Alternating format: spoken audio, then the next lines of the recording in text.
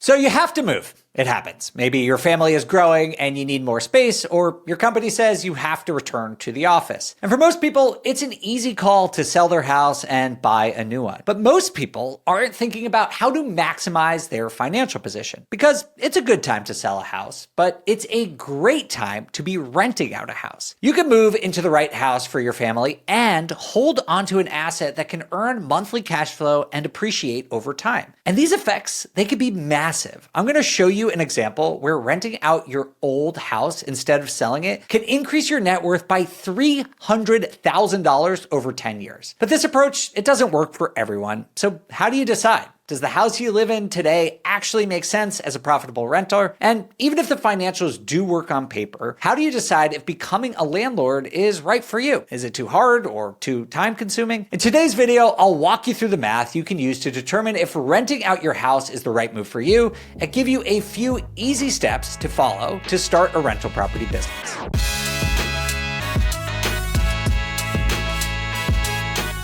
Hey everyone, it's Dave Meyer, head of real estate investing at BiggerPockets, where we teach people to improve their financial lives through real estate. In my role at BiggerPockets, we're seeing a rise of people who have become or are considering becoming a landlord almost by accident. People find themselves with a property that has good underlying fundamentals and good rent potential, but they're just unsure of what to do with it. Maybe they're moving to a new city. They want to be closer to an office because you have a return to office policy. Maybe you get a new job or your family moves, or maybe you even inherit a house that you weren't expecting. Often in the past, people would just sell these homes and move on. But because many homeowners have locked in these amazing interest rates, and because rental properties offer so many great benefits in terms of passive income, tax benefits, potential for appreciation, and more, it is worth spending some time thinking through if becoming a landlord makes sense for you. So what I'm going to do is first just talk you through some of the math on a high level. It's very easy. It'll make sense to everyone. And then I will actually show you a spreadsheet that you could download for free from the BiggerPockets Resource Hub if you want to do this math for yourself. So first things first, let's talk about the variables. What matters when you're determining if it makes sense for you to rent out your property? The first thing is the underlying payments on your current home. So that's stuff like your current mortgage payments, your expenses, how much it costs you every single month to hold on to this home. Then you obviously need to also factor in how much rental income you can possibly make. And by knowing those two things, what rental income you can have and how much it costs you to maintain this home, you can figure out your cash flow, which is a big component of your profit. Then you need to weigh these things and how much income you could generate versus what else you could do with that money, right? If you sold the house, you could use it for a down payment on your next house. You could take the profits from your current home and invest it passively in index funds. So you basically have to weigh those two scenarios against each other. You need to think about what your next housing situation is going to be. Are you going to rent? Because if so, you could probably hold on to this existing property. But if you want to buy another home, a lot of people don't have savings for another down payment, so they need to sell their home. But for those of you who have saved up enough money for a down payment on a second home, it might really make sense to hold on to that original property. So these are some of the variables and sort of high-level concepts that go into the calculator that I'm going to walk you through right now. All right, so here is our sell or rent calculator. Again, if you want to download it for free, go to the BiggerPockets Resource Hub. It's just biggerpockets.com/resources. I'll put a link below. So the calculator is going to do a lot of the math for you. All you need to do is put in the sections that are green and blue. So I created a scenario where I bought a home back in 2021 for $350,000. And now, due to appreciation, that home is worth $400,000. I put in what my original mortgage is and some of my loan terms here, my interest payment. And assuming we bought it back in 2021, my interest rate was probably great at 3.75. I got a 30-year fixed. I put in my taxes. I put in my insurance. And that's basically information that everyone who owns a home should have pretty readily available. Next, you need to figure out what your transaction costs are going to be because frankly, with real estate, transaction costs are pretty high. So I am estimating that if I were to sell this home, I would have to pay about 5.8% of the total purchase price in commissions. Then I'd have some other closing costs like title insurance and generally things like staging. So ultimately, it would come out to around 8% total for my sales cost. Then I need to factor in my taxes. So I put in my capital gains rate.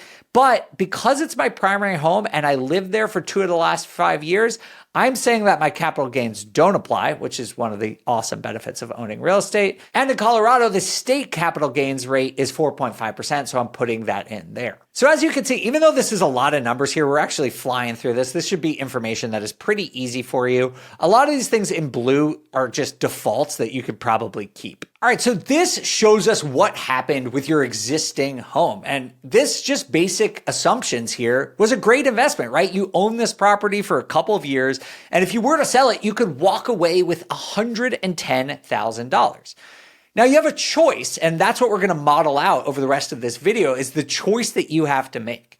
You could sell the property, walk away with $110,000 and do one of two things with it. You could either use that to put it into a down payment for your next home, or you could take that money and say you're going to rent. You could put that $110,000 into a different type of investment like an index fund.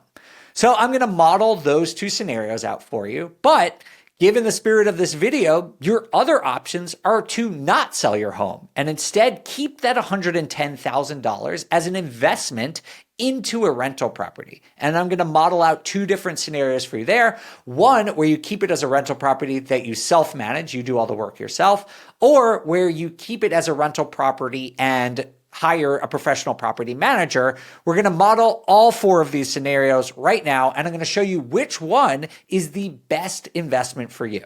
So the first scenario is alternative investment returns, which is basically putting it in an index fund. How much would you earn? And I put a dividend yield. So if I put it into a basic index fund, I get some dividends of about 1.4%.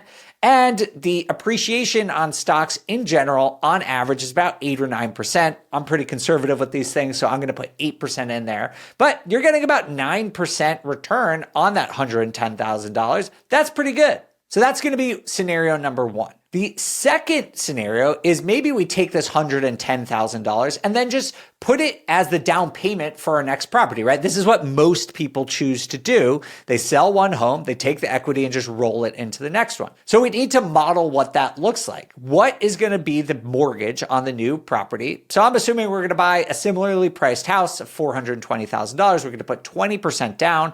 That means our new mortgage is going to be $350,000. Then I put in my loan term, my new interest rate, and the rest of the math is done for me. Then finally, the last two scenarios here are two real estate scenarios. So the first is a DIY rental cash flow assumption. So this is the assumption that you are renting out your property, but you're going to do the property management yourself. In this case, you need to put in things like your gross rents. I'm going to assume this house rents for $2,600. I do have some vacancies. I'm going to have to spend, $400 a month on maintenance and capital expenditures. And that means that my cash flow is going to be about $400 per month. That sounds pretty good, but wait just a minute because I'm going to show you how this actually projects out over the lifetime of your next property. And then the last scenario is similar to this one, but instead of doing it yourself, you're hiring a property manager. Maybe you're moving across the country and you're going to need someone to manage your property. We're going to put your management expenses at 10%. Sometimes it's actually a little cheaper than that at about 8%, but I'm just going to use 10%, nice round number for this example. All right, so those are four scenarios. And remember, we talked about selling the property and investing in index funds, selling the property and using the proceeds to further pay down your next home. Or we talked about two scenarios where you hold on to the property either as a self-managing landlord or hiring a professional property manager. Let's see which of these scenarios is the best investment. So I'm going to scroll down and see what wins, and we're going to look at it in a couple of different terms. First in cash flow, then in terms of net worth. All right, so here's our first way of looking at it. It's a cash flow outlay. And as you can see, what is the best investment actually changes over time. So let's break down each of our four scenarios here. The first one is sell and passively invest in index. This is the blue line. And just as a reminder, this means you sell the house you're living in right now. You rent your subsequent house and then take that $110,000 and invest it in index funds. Now you can see from this chart here that this is the worst of the four scenarios. It's important to note that it's still positive. You would still generate a positive return on your investment. It's just not as good as an investment as the other three options. Moving on to our second one, the orange line, which is selling your existing home and then taking the $110,000 and putting it towards your down payment on your next home. This is a very good option for you. As you can see, if you're going to own your property for 4 years or less, this is the best option for you. You can see that for the first 4 years of your hold period, this orange line is the highest, meaning that it's the best financial decision. But as our graph shows, it's a little bit more nuanced than that. And depending on how long you intend to stay in this new home, it's going to change which option is best for you. So let's move on to our third option, which is the gray line, which is the DIY landlord scenario. This means that you're going to hold on to your existing property and self-manage a rental. And this, if you are going to hold on to your property for 4 years or longer, is the best financial option for you. And as you can see, for every year that you live in the new house beyond 4 years, it just gets better and better and better. And this chart only shows 10 years, but if you were to hold on to it for 10, 15, 20 years, the DIY landlord option will continue to outperform all 4 of the other options. So the reason for this is a little bit nuanced. Owning a rental property is a great financial decision long-term because you lock in your fixed debt and rents go up over time. And that's why this becomes more and more profitable the longer you hold on to it. But the reality is that if you're holding on to your existing home and you have to come out of pocket to buy a second home, that's going to have a negative impact on your finances for several years until the profits from the rental property can catch up to those transaction costs. And this is why so many people are thinking about being landlords right now, because when you lock in that super low debt, remember, that's what's driving so much of this right now, is that you can hold on to this mortgage with 3.75% and rents are going to keep going up. That's why being a DIY landlord is so appealing. Now, if you look at our fourth scenario on the chart here as well, being a passive landlord, a similar dynamic happens where eventually it does become a better financial option, but it just takes longer because you're paying out 10% of your revenue every month to your property management company. So that could still be a great option for you if you intend to stay in this next property for a long time, but that really is up to you and your personal situation. Now, so far, we've only been looking at this financial analysis through cash outlays, basically how your bank account is impacted by these decisions each and every month and each and every year. But there is another consideration that you should be thinking about, which is your overall net worth. Because there are benefits to owning real estate that aren't reflected in your bank account every month, like appreciation or paying down your mortgage. And for that, to get the full big picture of how these different scenarios will play out, you need to look at your net worth. And when you look at your net worth over 10 years, the value is clear.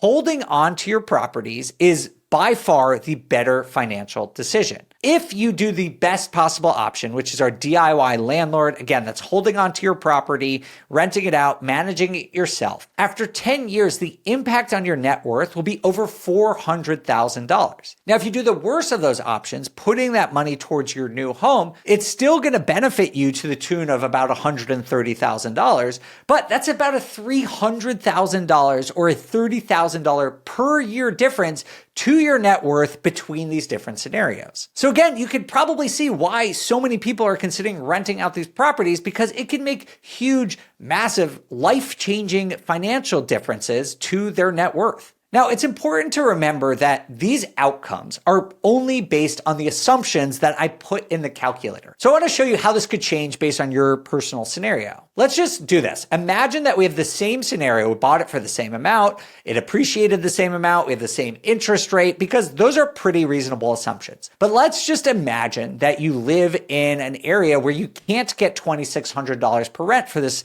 And instead, let's just say you get $2,000. Now we can scroll down. We can already see here, look, the monthly cash flow went from positive $400 to negative $163. So now when we scroll down to look at our cash flow outlays, we see that paying a passive landlord is not just going to be the worst option, but it's actually going to be negative for you for the first 7 or 8 years. And even being a DIY landlord is going to cost you money for the first 2 years. It'll eventually become cash flow positive, but it's still going to be a worse financial decision than selling your first property and using those proceeds towards your new home. So as you can see, the decision is really dependent on your individual property, your individual market, and your individual financial circumstances. Now, it is worth mentioning, even in this negative cash flow scenario, it is still a better net worth decision to hold on to this property because you're going to get the appreciation, you're going to get the tax benefits, you're going to get the amortization, but it's not as cut as dry, right? Like, not everyone is going to be willing to eat negative cash flow for 2 years for that long-term benefit.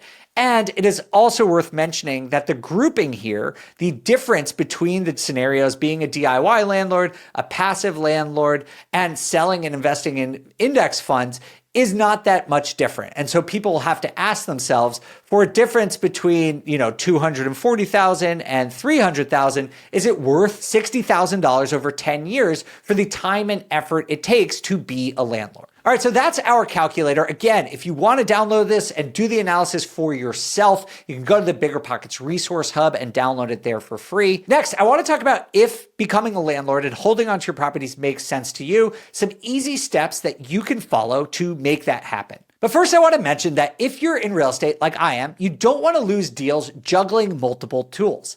And that's where REsimpli comes in, a true all-in-one CRM designed for real estate investors like us. With REsimpli, you can connect with motivated sellers through calls, texts, emails, or direct mail.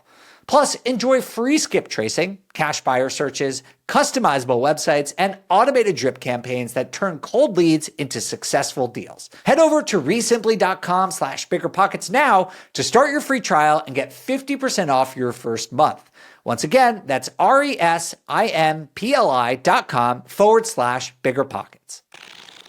All right, so if you are interested in becoming a rental property, holding on to your existing primary residence and renting it out, here are a couple easy steps that you can follow. First and foremost, again, go download the spreadsheet that I just showed you. You can see that's pretty easy to figure out, and there's tons of notes in the spreadsheet that will help you fill out every single cell. Go to BiggerPockets.com/resources, and you can download that for free. So if the math makes sense to you on your first analysis, the next thing I would do is really validate your assumptions, because I'm assuming that you're going through and putting in rents that you think you can get, and you really need to make sure that those are accurate. So you can go on BiggerPockets. We have a rent estimator tool. If you are going to use a professional property management company, contact a few of them and ask them what they think the property would rent out for.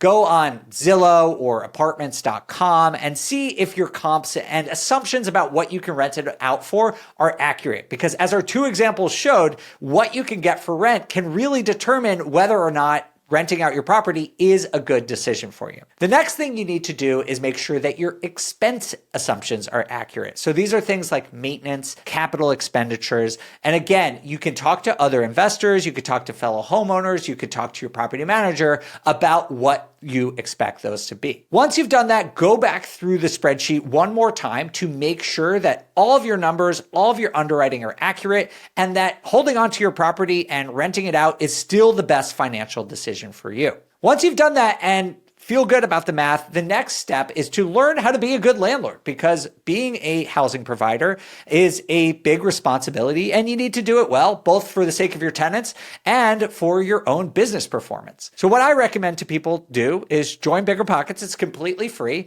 and go look on tips first and foremost for screening and finding tenants. You want to be able to do this in a good way, in a legal way, and figure out how to find good tenants that are going to be good stewards of your home. Next, you need to figure out your leases and paperwork, all of that, again, available on BiggerPockets, because you want to run this thing professionally. Just because this used to be your home doesn't mean you shouldn't be treating it like a business. You need a really good lease, pet addendums, move in, move out forms, all that stuff. But luckily, you can find that on BiggerPockets as well. Last thing I would do is just set up some basic bookkeeping. This could be as easy as getting QuickBooks or some other software, but you want to be able to track the money that's coming in and coming out every month to make sure, one, that you're hitting those assumptions that you were expecting, that you're taking full advantage of any tax advantages that are available to real estate investors, and third, just to keep your personal expenditures and your rental income separate. Even if you don't own your property in an LLC, which you don't necessarily have to do, I really, really recommend that you keep your expenses separate so that you can track how your business is performing. All right, that's what I got for you. Hopefully this has been helpful to you in determining whether holding onto your property and renting it out is a better financial decision for you than selling and using that money elsewhere. I have seen tons of people get into the rental property business this way, just by circumstances and converting their primary residence into a rental. And it can be a great investment on its own. But plus, it can also teach you how to be a real estate investor and actually set you up to build out a strong portfolio over the long run. If you have any thoughts or questions on this calculation, please let me know. I am happy to answer questions in the comments below. And again, you can check out all of the resources that we have available for you at biggerpockets.com/resources. Thank you all so much for watching. I'll see you next time.